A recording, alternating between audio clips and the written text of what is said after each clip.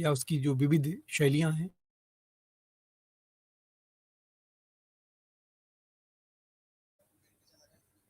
Video चल आ गई ना सर?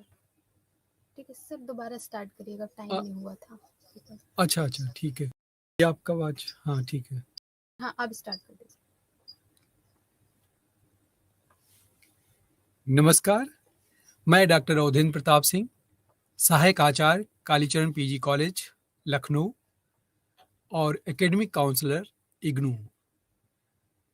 प्रिय विद्यार्थियों, जैसा कि पिछले व्याख्यान में हमने बात की कि हिंदी साहित्य विविधाओं के अंतर्गत किस प्रकार से कहानी, व्यंग, निबंध, आत्मकथा और एकांकी विधाओं के माध्यम से साहित्य की व्यापक अ, जो स्वरूप है उससे आप परिचित हुए थे। हमने देखा कि एक कहानी और व्यंग निबंध के रूप में साहित्य की 2 गद्य विधाओं का जो विधिवत अध्ययन किया, उसमें उसके बाद हम आज के व्याख्यान में एकांकी को मुख्य विषय के रूप में यहाँ रखने वाले हैं। एकांकी भी गद्य की उन्हीं विविध विधाओं के अंतर्गत एक महत्वपूर्ण विधा है, जिसके बिना साहित्य की परिकल्पना शायद संभव न हो और एकांकी या आप नाटक दोनों कहीं न कहीं एक-दूसरे के पूरक के रूप में हमारे सामने आते हैं। एकांकी जिस प्रकार से हमने देखा कि कहानी और उपन्यास में कहानी उपन्यास की एक छोटी विधा है के रूप में हमारे सामने आती है और उपन्यास उसका व्यापक रूप है। उसी प्रकार से नाटक बृहद रूप में और एकांकी उसी के संक्षिप्त रूप में या उसका एक संक्षिप्त स्वरूप के रूप में हमारे सामने आती है। उपन्यास, कविता, निबंध आदि का पूरा आनंद पढ़कर लिया जा सकता है। नाटक की भांति एकांकी का वास्तविक आनंद इसे रंगमंच पर अभिनय करके हम महसूस करते हैं।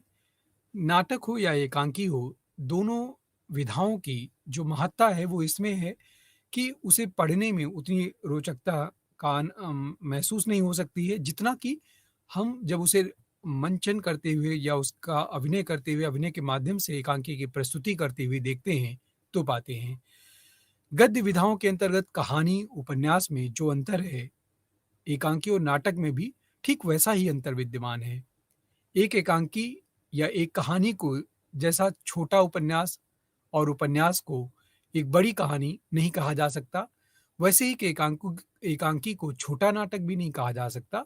नाटक की अपनी शैली है और एकांकी की अपनी अपनी शैली है, उसकी अपनी विशेषता है। इस नाते से दोनों अपनी विशेषताओं के साथ एक भिन्न विधा के रूप में स्थापित हैं और दोनों की अपनी महत्ता है। कहानी की भांति एकांकी में भी जीवन की एक मार्मिक घटना, एक मार्मिक दृश्य या महत्वपूर्ण स्थिति की अभिव्यक्ति की जाती है। लेकिन कहानी और एकांकी की जो शिल्प संरचना है, उसमें मूलभूत अंतर है और उस अंतर को हम जहाँ एक ओर देखते हैं कि कहानी में कहानीकार घटनाओं को एक दूसरे से जोड़ने और चरित्र के चित्रण में स्वतंत्र होता है, वहीं एकांकीकार को ऐसी स्वतंत्रता नहीं मिलती है क्योंकि उसके जो पात्र हैं, वो उतनी स्वतंत्रता के साथ अपनी अभिव्यक्ति नहीं दे सकते हैं क्योंकि कहानी में जो उसके पात्र हैं, वो स्वतंत्र रूप से अपनी कोई भी अभिव्यक्ति किसी भी प्रतिबद्धता के बिना दे सकते हैं। लेकिन एकांकी की अपनी बनी-बनाई संरचना है, उसकी अपनी व्यवस्था है, उस व्यवस्था के तहत ही एकांकीकार को अपने पात्रों के माध्यम से कहानी को आगे ले चलना होता है, अपनी मूल विचारों को उन पात्रों के माध्यम से व्यक्त करना होता है। तो इस प्रकार से हम देखते हैं कि अ, एकांकीकार को वो स्वतंत्रता न होते हुए भी वह पात्रों की जो पारस्परिक बातचीत है और उनके क्रियाकलापों के माध्यम से ही कथा को विस्तार देता है। किसी पात्र के चरित्र के विषय में या संरचना के उद्देश्य में विषय में उसे अपनी ओर से कुछ कहने की छूट कतई नहीं होती है। परिणाम ये होता है कि रंगमंचीयता एकांकी का कहानी से भिन्न एक महत्वपूर्ण उपकरण या तत्व माना जा सकता है। एकांकी विधा हिंदी गद्य साहित्य की अपेक्षाकृत एक नई विधा है। वैसे तो इसका आरंभ जयशंकर प्रसाद की रचना एक घूँट से माना जाता है। हमारे यहाँ एक घूँट को प्रथम एकांकी होने का श्रेय प्राप्त है। 1929-30 में उनकी एक घूँट रचना ये लिखी थी प्रसाद जी ने, लेकिन आगे चलकर भुवनेश्वर के कारवां या डॉक्टर रामकुमार वर्मा की रेशमी टाई से इसे एक नई दिशा एकांकी को मिलती है।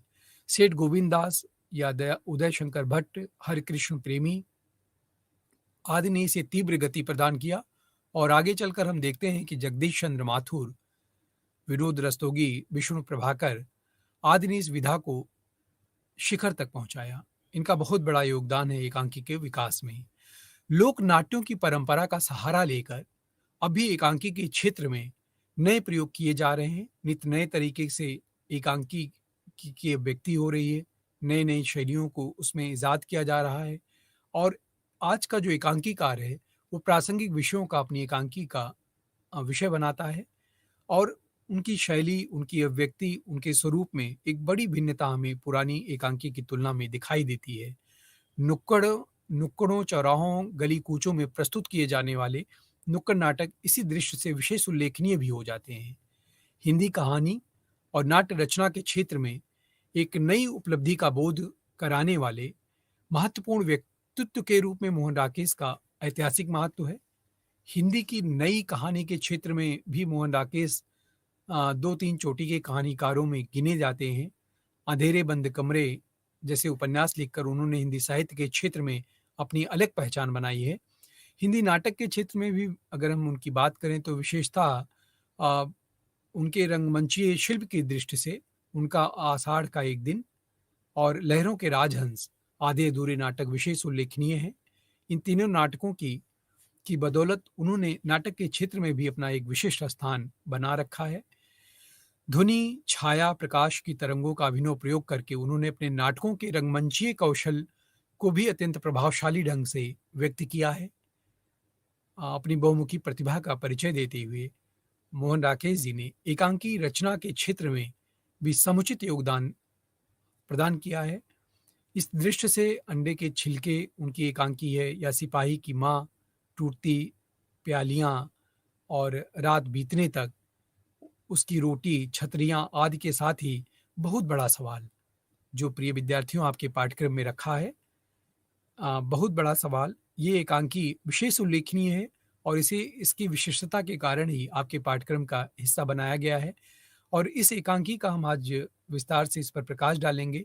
इसके कथ्य पर, इसकी अंतर्वस्तु पर, कथा वस्तु पर, इसकी रंग मंचेता पर, इसकी शिल्प और संरचना और शैली पर।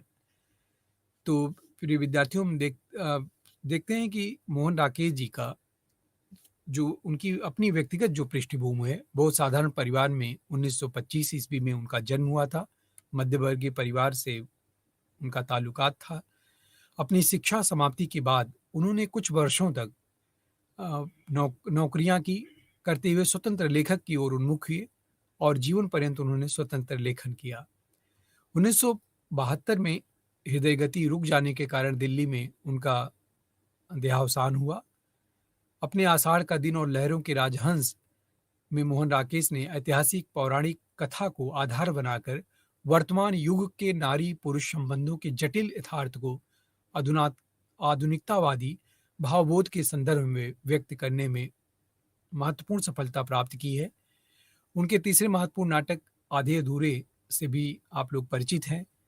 यह एक उच्च वर्गीय मध्यवर्गीय परिवार के निम्न मध्यवर्गीय परिवार में क्रमशः बदलने की हताशा और उसकी मनोदशा को चित्रित करता है। यह नाटक, ये तीनों ही नाटक रंगमंचीय दृष्टि से या शिल्प की दृष्टि से विशेष महत्व रखते हैं।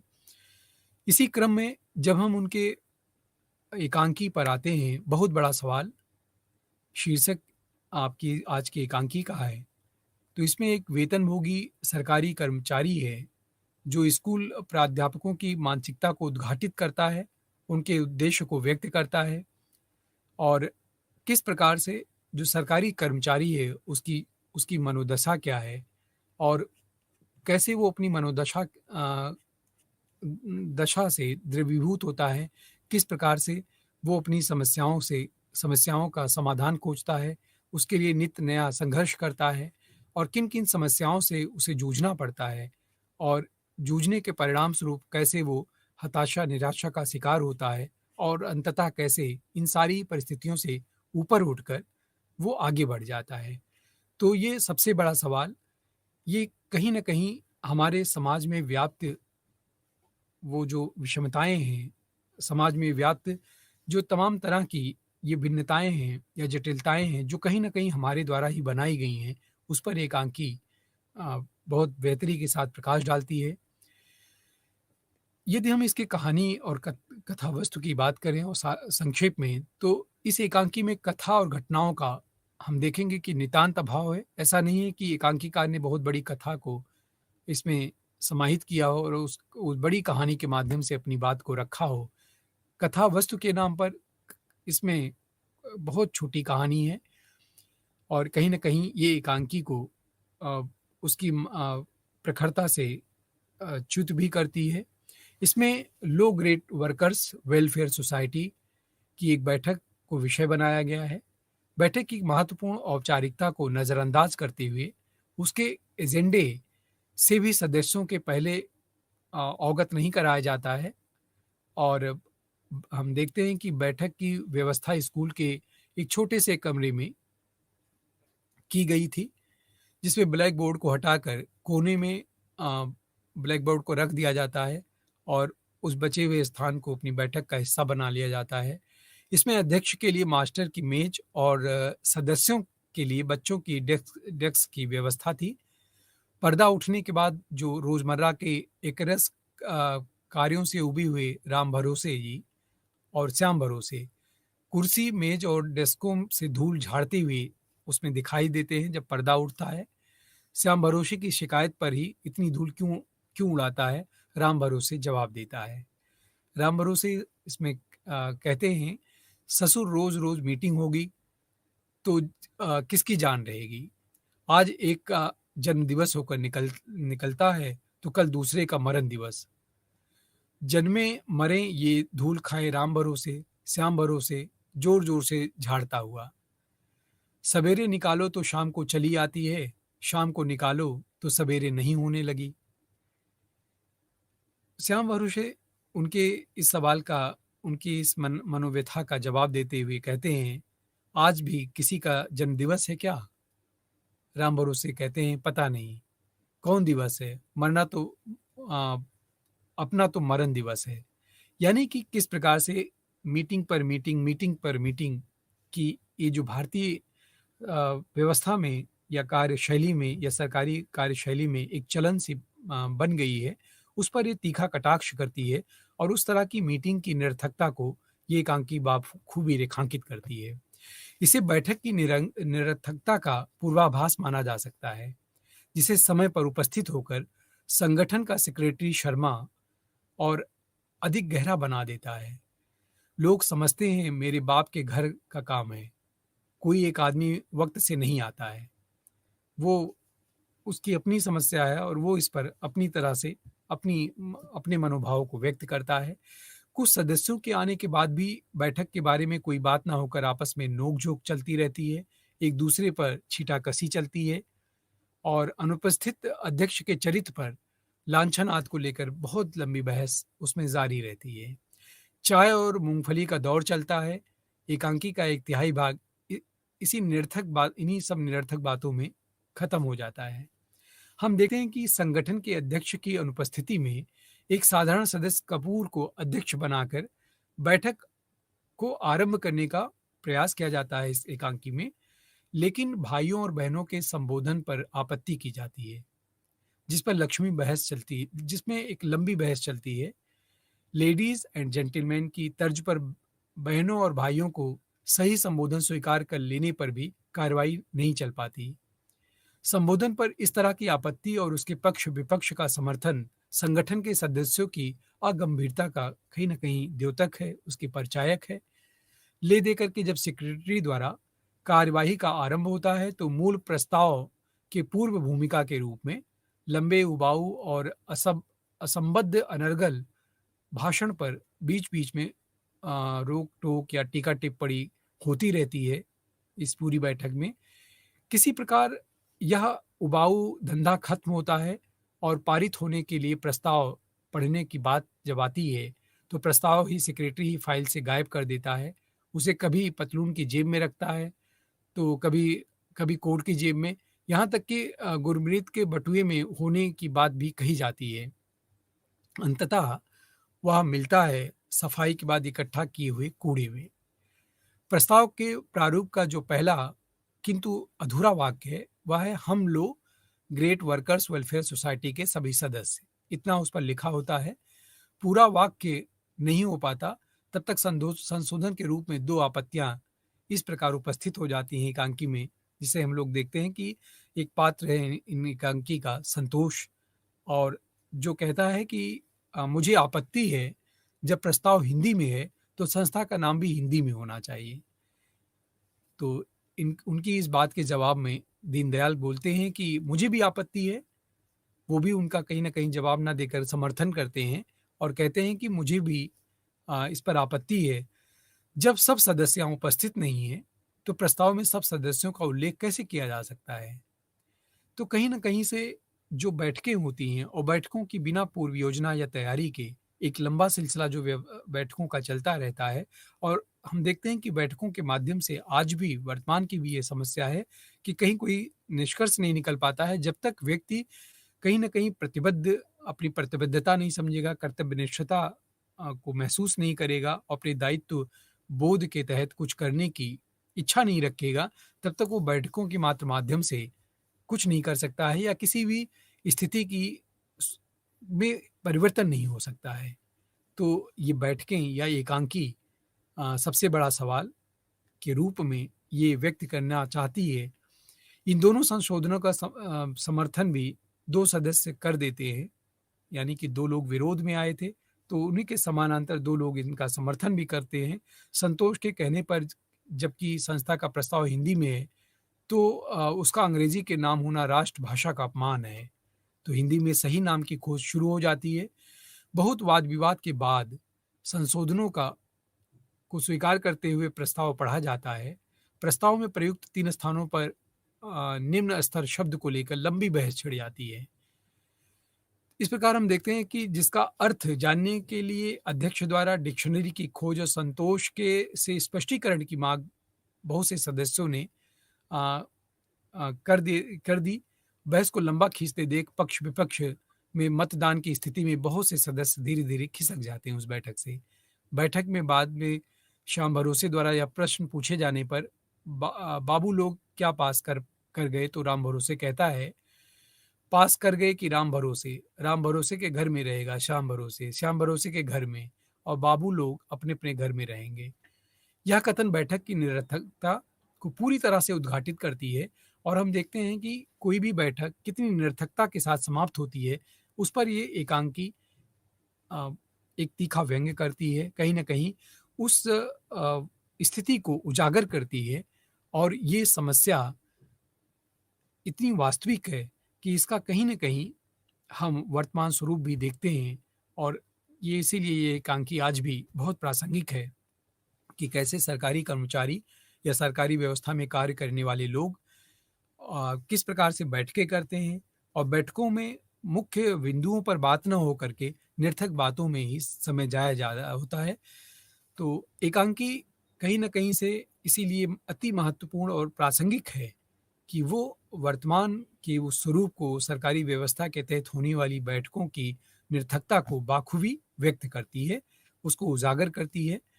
अगर हम इसके कथ्य या अंतर्वस्तु की बात करें इस एकांकी की, तो कथा के सार को पढ़कर इसके कुछ अनुमान अवश्य लग जाता है इसका। वस्तुतः एकांकी में लेखक ने निम्न वेतनभोगी कर्मचारियों की, खास करके जो मध्यवर्गीय समाज है, विशेष रूप से निम्न मध्यवर्गीय मनोवृत्ति की कई कोणों से उनका विश्लेषण किया है, उनकी विवेचना की है और उनकी मनोदशा को व्यक्त किया है। पूरे देश में इस प्रकार के कर्मचारी एकजुट होकर अपनी समस्याओं के समाधान के लिए कभी सामूहिक संघर्ष नहीं कर सकते हैं, क्योंकि वो सरकारी कर्मचारी हैं। वे आपस में ही लड़ते झगड़ते हुए एक दूसरे पर कीचड़ उछालते हैं, दूसरों की त्रुटियों की छिद्रान्वेषण करते हैं, उनकी छानबीन करते हैं, अपनी बड़ी से बड़ी त्रुटि पर पर्दा डाल देते हैं या उसको अनदेखा कर देते हैं, उसका औचित्य सिद्ध करते रहते हैं। इसे ही एकांकीकार ने अपना विषय विशेष विषय केंद्र बनाया है कि कोई भी व्यक्ति अपने मूल दायित्वों को ना समझकर हमेशा वो दूसरों से अपेक्षाएँ करता है, व्यवस्था सुधर जाए, दूसरे लोग सुधार दें, दूसरे लोग सुधरेंगे तभी व्यवस्था सुधरेगी। अच्छा होता कि इसमें हर व्यक्ति जो जिस दायित्व के साथ बँधा हुआ है, उसका पूरी ईमानदारी से निर्वहन करता, तो व्यवस्थाएँ अपने आप से ही परिवर्तित हो जाती।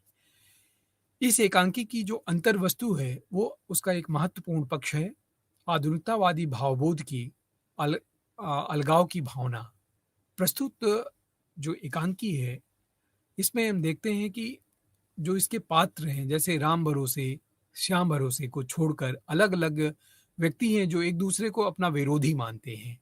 वह आपस में ही शुरू से अंत तक एकांकी में लड़ते हुए दिखाई देते हैं या उनके उनके विचारों में एक लंबा मतभेद, एक बड़ा मतभेद दिखाई देता है। वह अपने-अपने हितों को भी एक-दूसरे से अलग मानते हैं। वह एक संस्था के लिए कार्य न करते हुए दिखते हैं, बल्कि वे व्यक्तिगत कहीं न कहीं उनका अपना अहंकार, उनका अपना दृष्टिकोण, उनका अपना उद्देश्य, उनकी अपनी सोच, उसके बीच में ज़्यादा प्रभावी दिखाई देती है हमें। परस्पर ईर्ष्या, द्वेष उन सभी की एक समान विशेषता है। इनके जो पात्र हैं इसमें अवसरवादिता या अस्थिरता या अनिर्णय की अपनी स्थिति के कारण इस तथाकथित संगठन के जो सभी पात्र हैं, वो बृहत्तर समाज रूपी मशीन के पुर्जे के कारण पुर्जे बन कर के रह गए हैं। समाज की इस वास्तविकता को ही एकांकीकार ने बहुत बड़ा सवाल शीर्षक एकांकी की अंतर्वस्तु के रूप में व्यक्त किया है, रखा है। तो हम देखते हैं कि अलगाव, निरर्थकता बोध, आधुनिकतावादी भावबोध भी इस एकांकी का एक विशेष विषय माना जा सकता है। इसी प्रकार हम बहुत बड़ा सवाल में जब इनके पात्रों के चरित्र विधान पर प्रकाश डालते हैं, विचार करते हैं, तो हमें दिखता है कि किस प्रकार से जैसे हमें पूस की रात में कहानी में या एक व्यंग निबंध के द्वारा चरित्र विश्लेषण के महत्व से परिचय कराया गया था, उसी प्रकार से एकांकी के चरित्र विधान का भी अध्ययन बहुत महत्व रखता है। इनके भी अपने पात्र होते हैं, उन पात्रों की अपनी भूमिका होती है और उन पात्रों के माध्यम से ही एकांकी आगे बढ़ती है। पात्रों का चरित्र चित्रण कहानी की भांति ही एकांकी का भी एक महत्वपूर्ण तथ्य है, ये निर्विवाद है और कथा तत्व की न्यूनता या घटनाओं के अभाव में एक एकांकी पात्रों का एक अजायब घर बनकर रह गया है। राम भरोसे और श्याम भरोसे को छोड़कर किसी भी पात्र में जीवंतता की वास्तविक हरकत दिखाई नहीं देती है। शर्मा मंच पर पहुंचते ही अपनी अहमवादी अनुदारता का परिचय राम भरोसे और श्याम भरोसे के प्रति व्यवहार के द्वारा व्यक्त करते हैं, दे देते हैं। और तो दूसरी ओर हम देखते हैं कि इसी एकांकी में इनके जो अन्य दूसरे पात्र हैं, जिनके व्यवहार में हमें दिखाई देता है कि मनोरमा और संतोष का भी है, जो मंच पर पहुँचते ही अपने छिछलेपन और अवसरवादी प्रकृति का परिचय देते हुए दिखाई देते हैं।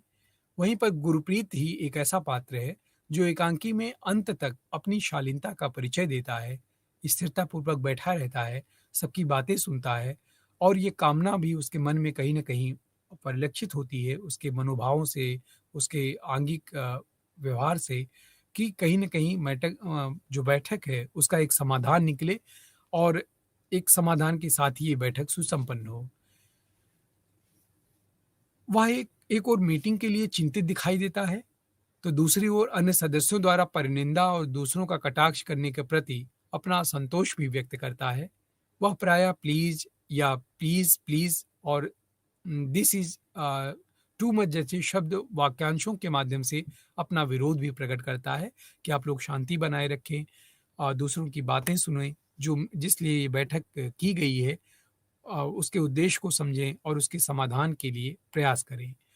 अनुपस्थित अध्यक्ष के चरित्र हनन से संबंधित वार्तालाप से अत्यंत खिन्न होकर ही उसने 2 वाक्य बोले हैं। मैं इसीलिए आप लोगों की मीटिंग में नहीं आना चाहती थी। यहाँ काम तो कुछ होता नहीं, बस इसी तरह की बातें होती रहती हैं। तो इसमें देखने वाली बात ये है कि अ, इस प्रकार की बातों से तंग आकर के जो सेक्रेटरी शर्मा से पूछती है, मैं जान सकती हूँ कि मीटिंग कब शुरू होगी? मुझे आज मीटिंग होती दिखाई नहीं देती। मीटिंग को असफल होते देखकर सबसे पहले वहाँ से वो चली भी जाती है। अध्यक्ष की अनुपस्थिति में मीटिंग की अध्यक्षता करने वाला कपूर भी अपनी नियति और प्रकृति का पूरा परिचय रंगमंच पर उपस्थित होते ही वो दे देता है। वो मंच पर आते ही वाह वाह कहते हुए मंच पर आता है।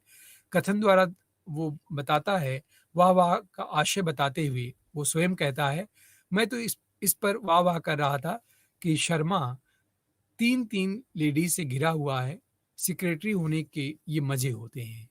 वो मनोविनोद करता है।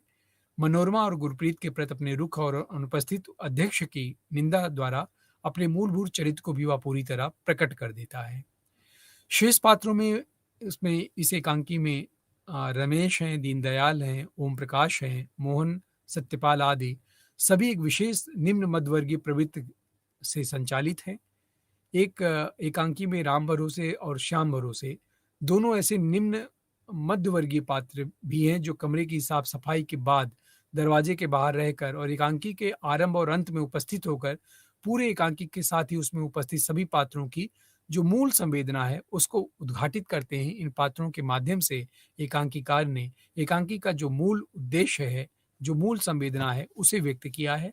अपनी असहायता और अभावग्रस्तता के बावजूद ये दोनों पात्र जीवन के यथार्थ से परिचित दिखाई देते हैं और कहीं न कहीं इन पात्रों के माध्यम से एकांकीकार ने इसमें बाखूबी सफलता प्राप्त की है कि ये तमाम अभावों के बावजूद भी अपने जीवन के कहीं न कहीं जीवंत हैं, कहीं न कहीं यथार्थ से परिचित हैं और इनका जो आचरण और व्यवहार है या इनका जो दृष्टिकोण है, वो बहुत यथार्थवादी है और व्यावहारिक होने के नाते ही वो इस एकांकी में अपने चरित्र को अन्य पात्रों की अपेक्षा ज़्यादा प्रखरता से व्यक्त होते हुए दिखाई देते हैं।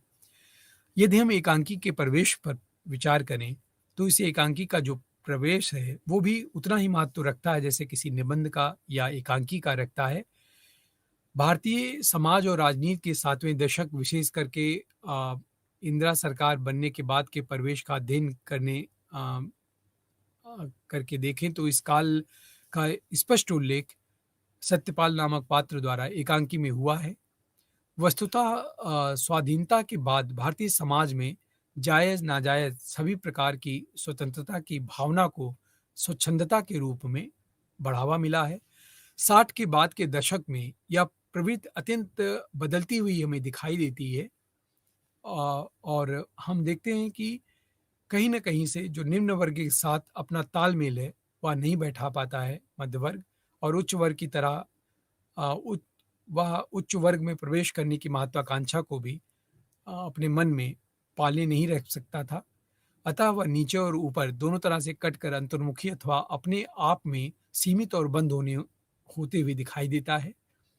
एक औपचारिकता की पूर्ति के लिए उसने बहुत ही सीमित और क्षेत्र के कल्याणकारी संगठनों का निर्माण कर लेता है जो मध्यवर्गीय व्यक्ति है और उसमें सामूहिक एकता, व्यापकता, सरोकार या दायित्वहीनता के कारण इस प्रकार के संगठन प्रायः हमें निर्जीव होते दिखाई देते हैं। ऐसे परिवेश में शिक्षित जो निम्न मध्य वर्ग के एक छोटे से तबके या समुदाय को चुनकर मोहन राकेश ने उसे अपनी एकांकी का बहुत बड़ा सवाल का विषय बनाया। अपने युगीन परिवेश के साथ ही किसी रचना में लेखक की अपनी मानसिकता का भी विशेष योगदान होता है।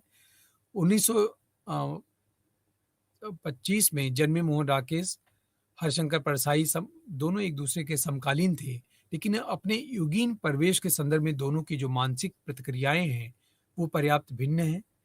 परसाई में एक गहन राजनीतिक चेतना थी, व्यवस्था के विरोध का तीखा स्वर था और सामाजिक प्रतिबद्धता उनमें आप हमें दिखाई देती है। वहीं पर मोहन राकेश में इन बातों का अभाव इनकी एकांकियों में, इनके नाटकों में हमें दिखता है। अपनी सीमित व्यक्ति केंद्रित मानसिकता के कारण उनकी जो एकांकियां हैं, एकांकी है विशेष रूप से बहुत बड़ा सवाल कि अधिकांश पात्र अलग-थलग, आत्मबद्ध, एक दूसरे के प्रति ईर्षा ओतप्रोत होकर कर्मचारी संगठन और सार्थक संस्था को हास्यास्पद बना देते हैं। उसकी बैठक को अपनी भड़ास निकालने का एक माध्यम बनते हुए दिखाई देते हैं। तो परिवेश के प्रतिलेख के नितांत तटस्थ और उदासीन दृष्टिकोण का परिचय मिलता है।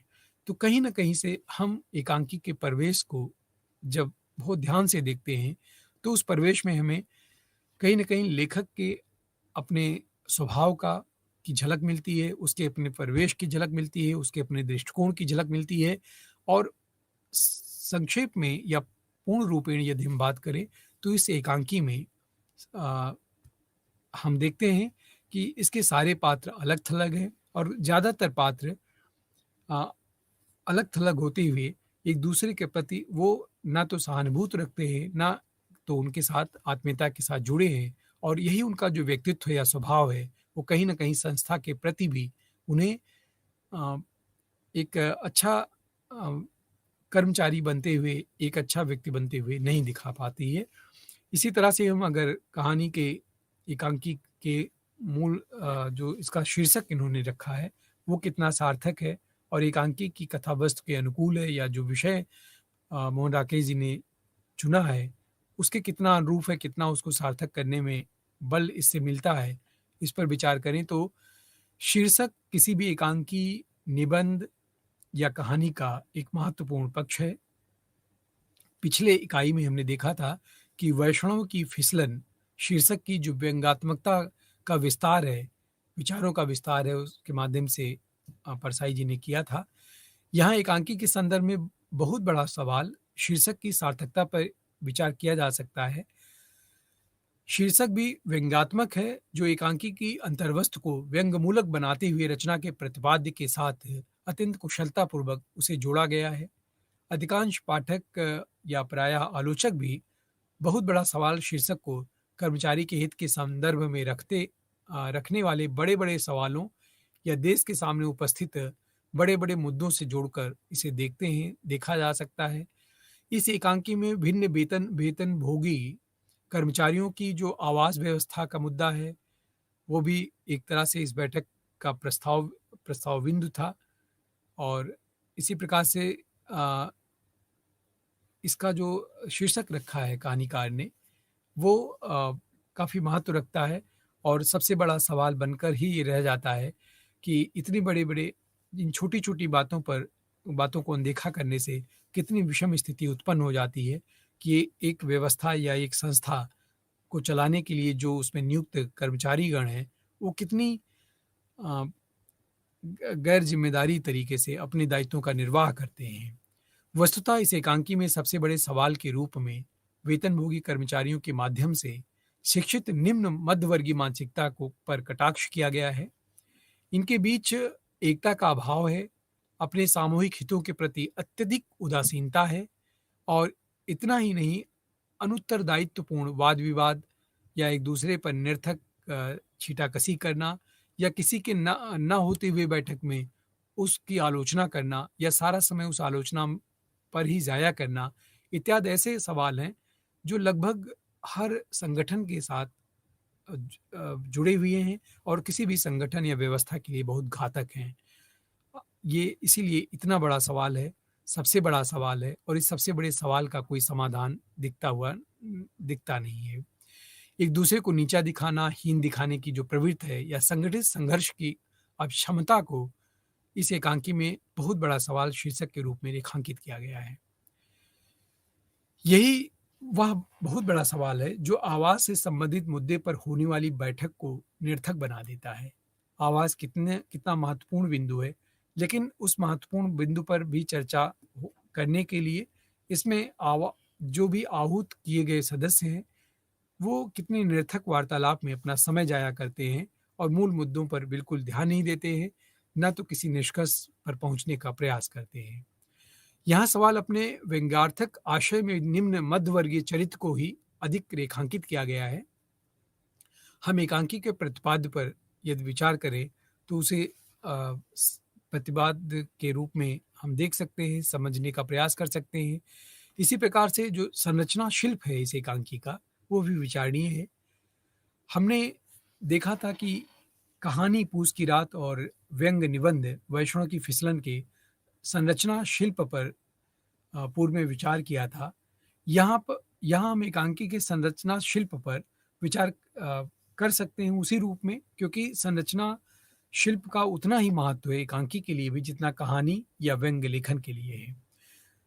वैसे तो हमने देखा है कि कहानी और निबंध में भी पात्रों के वार्तालाप में संवाद योजना की जाती है, उनमें भी संवाद योजना की व्यवस्था होती है।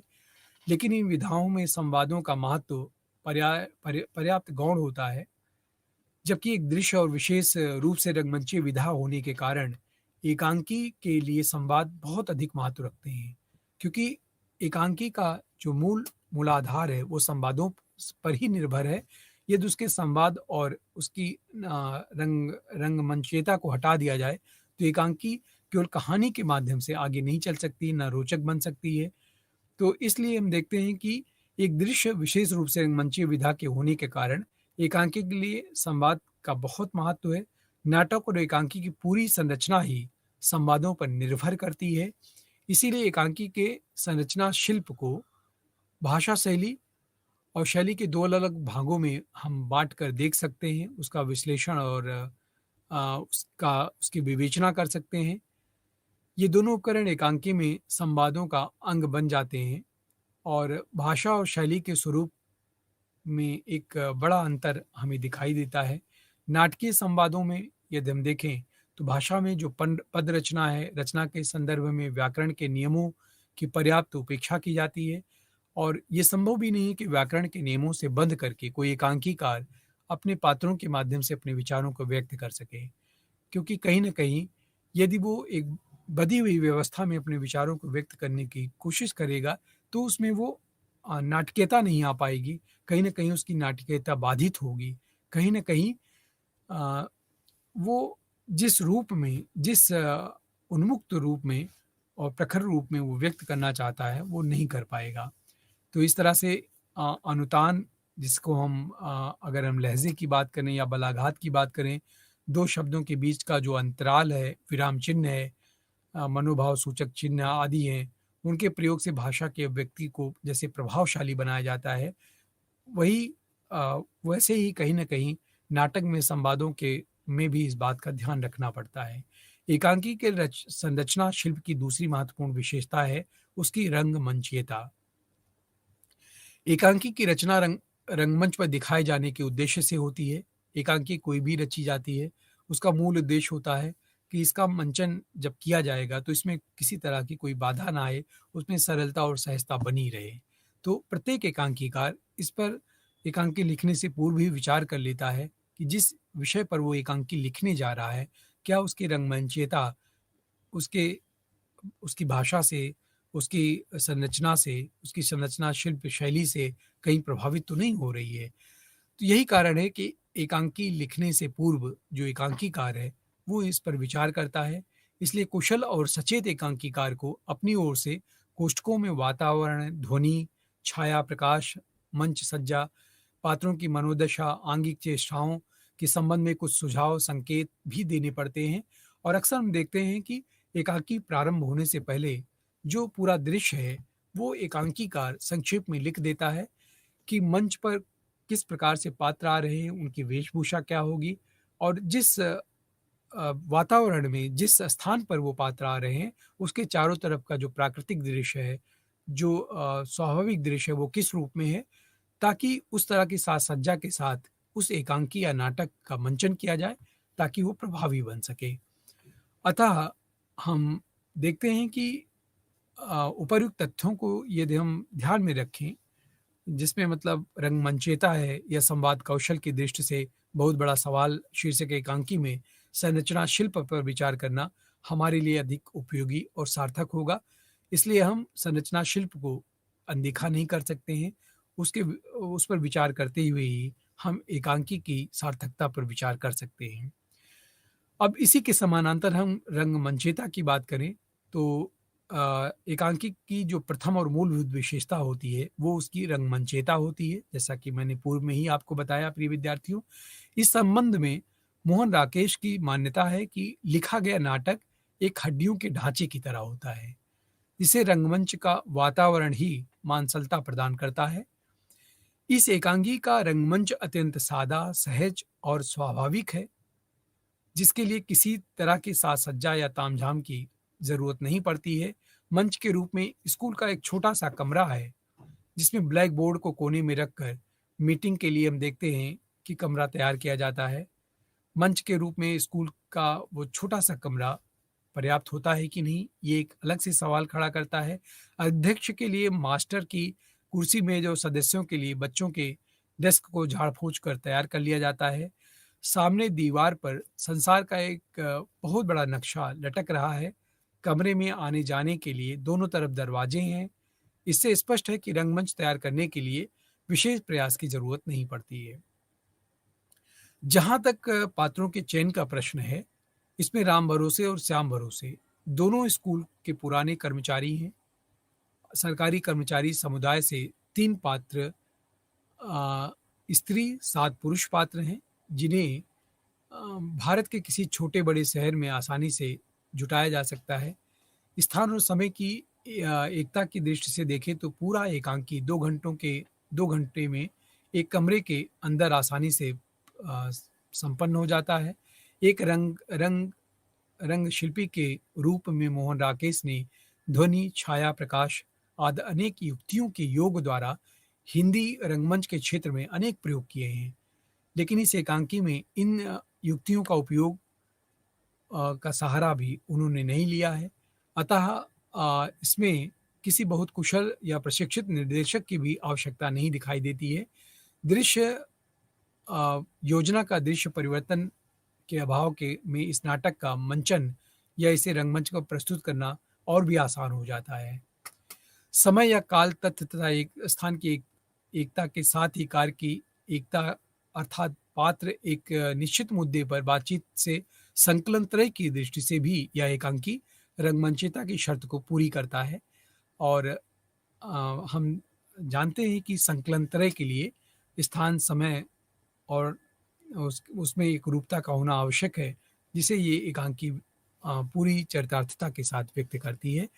यह बात दूसरी है कि जिस सवाल या मुद्दे पर विचार-विमर्श होना था, वह नहीं होता है। निर्णय लेने के लिए मीटिंग का आयोजन किया था, वो निर्णय नहीं लिया जाता है। उस पर गंभीर बातचीत नहीं होती है। दूसरे विषयों पर, निरर्थक विषयों पर बातचीत होती चली जाती है। यह जो विषयांतर है एकांकी की, अंतर्वस्तु और उसके प्रतिपाद्य से जुड़कर अत्यंत प्रासंगिक हो जाता है।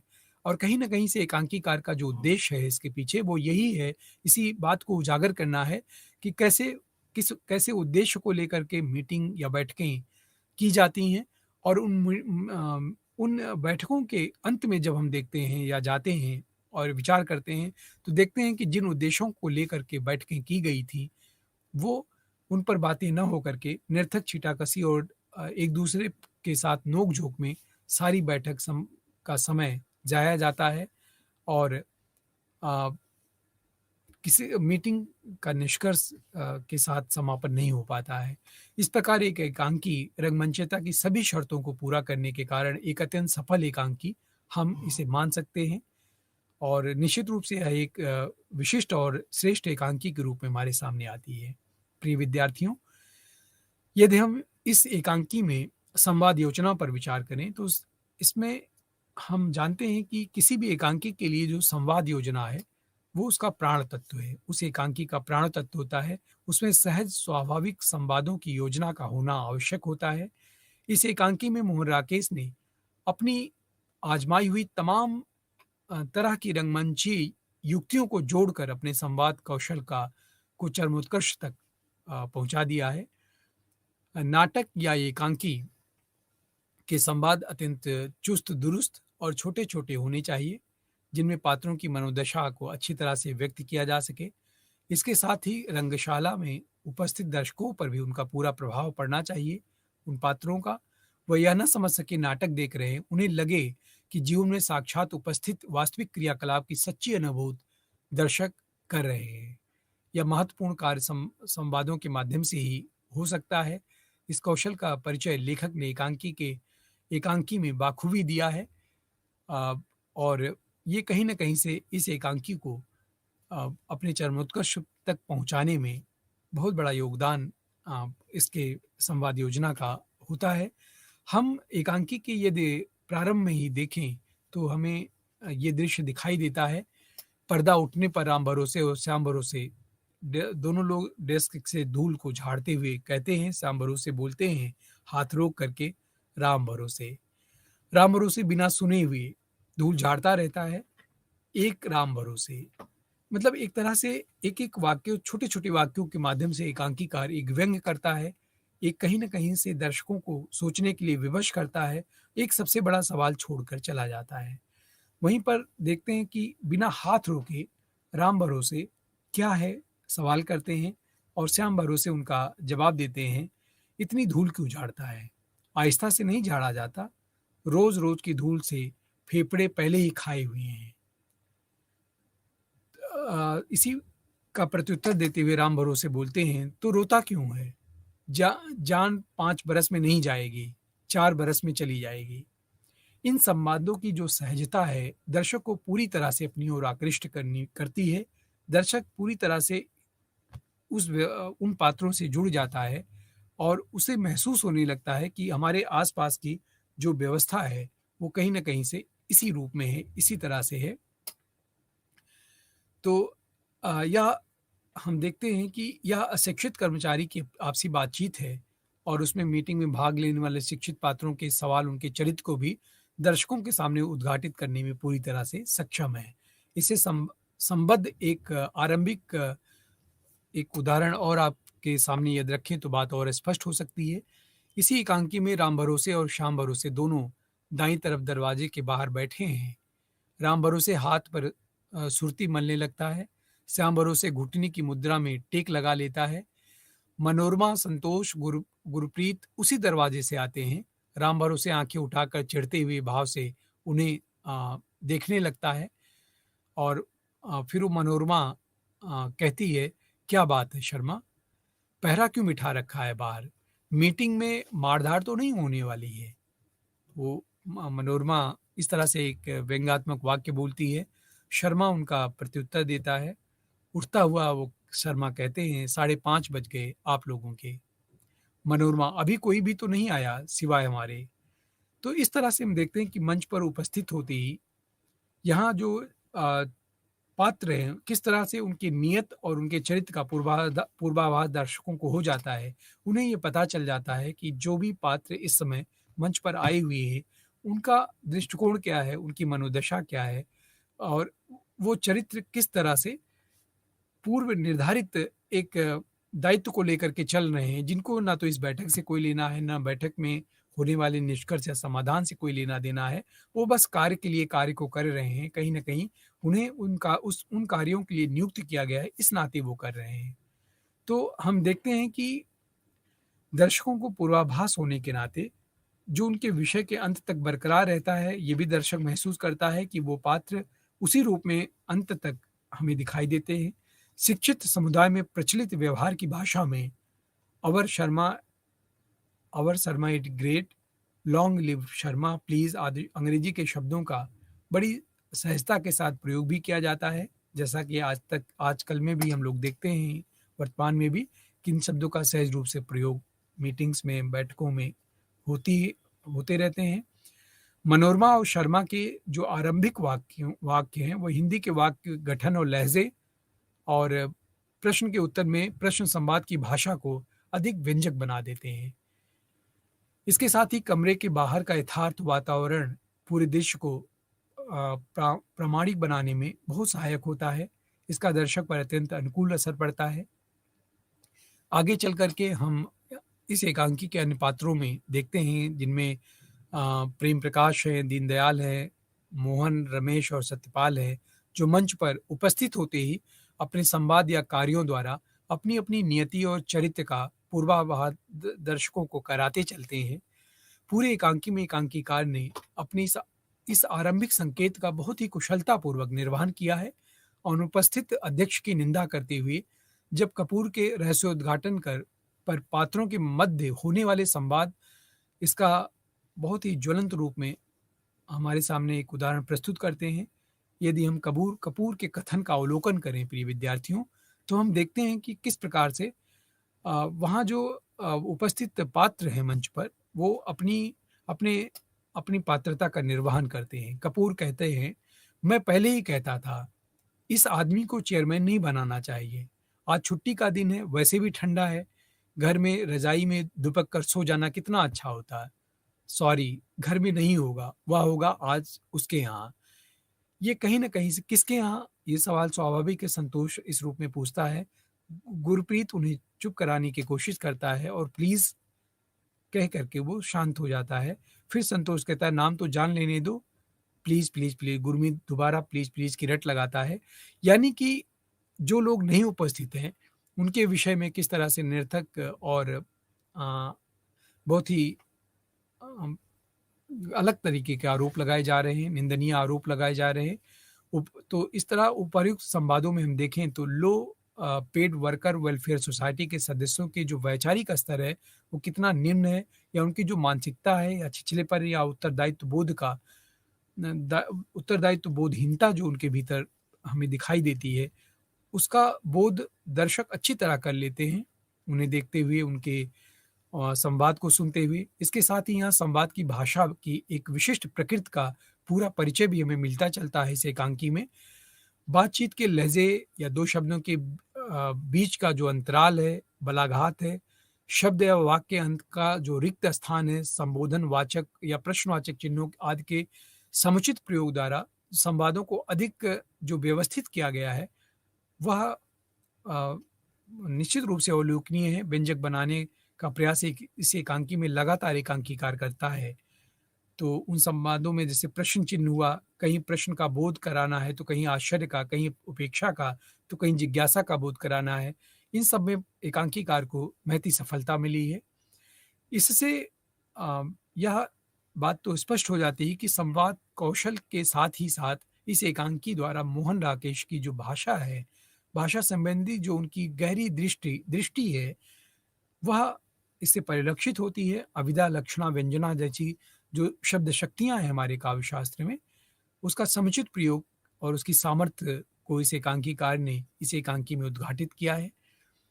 विवेचन विश्लेषण के बाद हम यह कह सकते हैं कि बहुत बड़ा सवाल शीर्षक एकांकी अपने संवाद कौशल के कारण अत्यंत महत्वपूर्ण स्थान रखती है एकांकी के क्षेत्र में। अपने सामाजिक और राजनीतिक परिवेश के प्रति जो लेखक है, उसकी मानसिकता का स्वरूप चाहे जैसा भी रहा हो, जीवन के प्रति उसकी दृष्टि, रुख, रुझान जैसा भी हो, लेकिन रंगमंचीय समझ और उसके संवाद कौशल की दृष्टि से बहुत बड़ा सवाल एक सफल एकांकी है। पात्रों की मानसिकता के साथ एकांकीकार की मानसिकता का तादात्म्य में संवादों की स्वाभाविकता ही नहीं, जीवंतता को भी व्यक्त करती है और इसमें कहानीकार को, एकांकीकार को पूरी सफलता मिली है। तो इस प्रकार हम देखते हैं कि कहीं न कहीं से इस एकांकी की जो संवाद योजना है, वो बहुत उत्कृष्ट है और ये उत्कृष्टता ही संवाद योजना की इस एकांकी को और सफल बनाती है। यदि हम इस एकांकी के प्रतिपाद्य पर बात करें, तो जिस प्रकार कहानी पूस की रात और वैष्णव के फिसलन पूर्व के व्यंग्य निबंधों में के प्रतिपाद्य का हमने अध्ययन किया था, उसी के समानांतर शाब्दिका और तो उसके आशय को अच्छी तरह से हम समझ लेते थे केवल उसके शीर्षक के माध्यम से। यहाँ मोहन राकेश ने भी बहुत बड़ा सवाल के प्रतिपाद्य पर विचार यदि हम करें, तो हमें कुछ उसी तरह का निष्कर्ष इससे भी प्राप्त होता है। शीर्षक की उपयुक्तता और प्रासंगिकता पर विचार करते हुए एकांकी के प्रतिपाद्य की ओर संकेत किया गया है और इस प्रक्रिया में हमने देखा था कि शिक्षित निम्न मध्य वर्ग के सामने उपस्थित बड़े-बड़े सवाल लेखक के सामने उतने महत्वपूर्ण नहीं हैं, जितना बड़ा सवाल उस वर्ग का स्वयं का चरित्र है। इस चरित्र का उद्घाटन ही एकांकी का मूल प्रतिपाद्य है, जिसे एकांकीकार ने शिक्षित निम्न मध्यवर्गीय पात्रों की वार्ता के माध्यम से संपन्न किया है। इस एकांकी में मोहन राकेश ने लो पेड वर्कर्स वेलफेयर सोसाइटी की एक मीटिंग के संदर्भ में रोजगारशुदा शिक्षित निम्न मध्य वर्ग की एक विशेष मानसिकता को उद्घाटित किया है। यहाँ वर्ग कभी एकजुट होकर किसी बड़े और सामूहिक कार्य के लिए संघर्ष नहीं कर सकता, परस्पर एक दूसरे के ऊपर कीचड़ उछालता है, एक दूसरे की निंदा करता है, दूसरों पर छीटाकशी करना उसका एक स्वभाव बन गया है। सामाजिक और संगठन के कार्यों में, कार्यक्रमों में वो टांग खींचातान या सार्थक कार्यों में बाधा उपस्थित करना उसका चरित्र बन गया है। व्यक्तिगत स्वार्थ और संकीर्ण विचारधारा को वह अधिक महत्व देता है। अपने मन की गलाजत या क्षुद्रता को प्रदर्शित करता रहता है लगातार।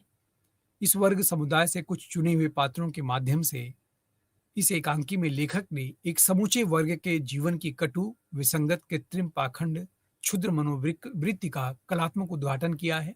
ये रचनाकार की बहुत बड़ी सफलता है।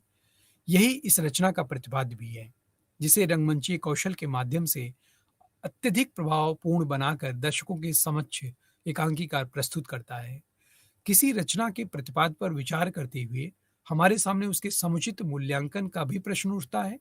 किसी रचना की प्रभावत्मकता मूल्यांकन के लिए कोई ऐसी कसौटी नहीं बन सकती जो प्रतिपाद में व्यक्त लेखक की मूल दृष्टि या जीवन दृष्टि का औचित्य सिद्ध कर सके।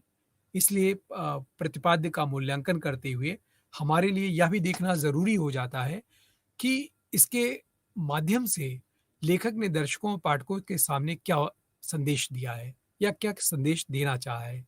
इस दृश्य से देखें तो ऐसा लगता है कि निम्न संगठन की निरर्थकता को भी रेखांकित किया गया है। सामाजिक विकास के लिए परिवर्तन के लिए सामाजिक संगठनों की महत्वपूर्ण भूमिका से इनकार नहीं किया जा सकता है। ये सही है कि मध्यवर्गीय अपनी दो मुही प्रवृत्त और ढुलमुल नीति के कारण किसी भी प्रकार के संगठन के प्रति प्रतिबद्ध नहीं होता है, अपने दायित्व का समुचित निर्वहन कर सकने में असमर्थ रहता है। इस दृष्टि से एकांकी का जो प्रतिपाद्य है, एक वास्तविकता को सही ढंग से रेखांकित करने में पूरी तरह से सफल होती है। लेकिन अपने आग्रह, अनुरोध या संदेश में वह आशंका की गुंजाइश भी पैदा कर जाती है। इससे दर्शक पाठक के मध्य संगठन विरोध की भावना को बल मिल सकता है। लो पेड वर्कर्स वेलफेयर सोसाइटी जैसे संगठन की निरर्थकता और अराजकता की ओर स्पष्ट संकेत एकांकीकार ने दिया है। तो इस प्रकार से प्रिय विद्यार्थियों, हम देखते हैं कि सबसे बड़ा सवाल शीर्षक के माध्यम से एकांकीकार ने किस प्रकार से एक एकांकी का प्रतिपाद्य या उसकी रचना, शिल्प रचना, शैली इत्यादि या पात्रों के माध्यम से वो किस प्रकार से निम्न मध्यवर्गीय समाज की मनोवृत्ति को उजागर करता है लेखक एकांकीकार, यह अवलोकनीय है। और कहीं न कहीं जो लेखक है उसका जो मूल उद्देश्य है एकांकी लिखने का, वो पूरी रूप से पूर्णतः सफल होता है।